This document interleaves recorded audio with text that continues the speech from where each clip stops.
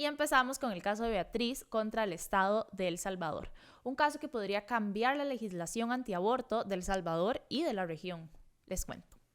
Beatriz era una joven que en el 2013 vivía en extrema pobreza, que tenía un embarazo de 11 semanas y era de alto riesgo porque padecía de lupus, una enfermedad que básicamente hace que el cuerpo se ataque a sí mismo.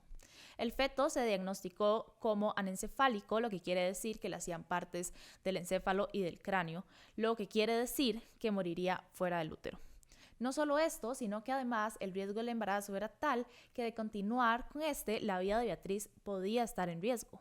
Ahora, antes de avanzar hay que poner el contexto, el hecho de que El Salvador tiene una de las legislaciones más estrictas respecto al aborto, básicamente tolerancia cero. De hecho, que en El Salvador hay mujeres presas por haber tenido abortos naturales o haber dado luz a fetos muertos. Por ejemplo, el caso de Elsie, quien según informó la BBC sufrió un aborto en el baño de su trabajo y al despertarse estaba rodeada de policías porque su jefe había reportado que ella había terminado su embarazo. Es por esto que aún con las circunstancias del embarazo, con todo eso que les acabo de decir, el Estado le negó un aborto terapéutico a Beatriz cuando lo solicitó. Sus doctores le recomendaron elevar el caso a otras instancias y Beatriz presentó un recurso de amparo ante la Sala Constitucional. La Sala entonces le solicitó una serie de medidas a la Comisión Interamericana de Derechos Humanos, quienes lo entregaron y aún así el Estado decidió ignorar la petición realizada por Beatriz. Con todo y esto, el caso escaló a la Corte Interamericana de Derechos Humanos, que tiene sede acá en el país, y a El Salvador ya no le quedó más opción que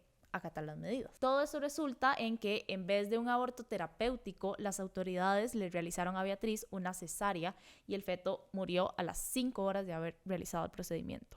A pesar de eso, el embarazo ya había tenido un impacto en su salud física y mental.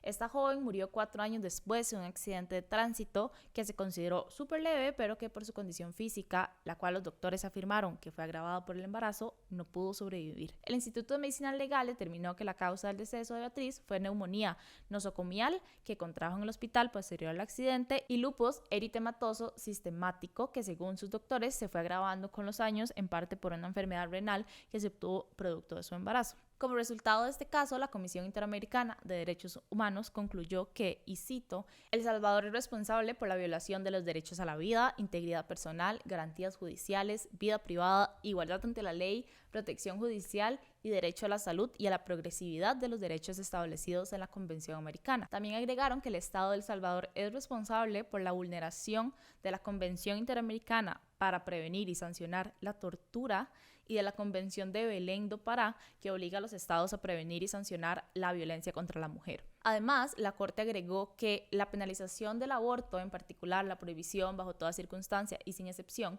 puede incentivar a que las mujeres recurran a abortos ilegales e inseguros.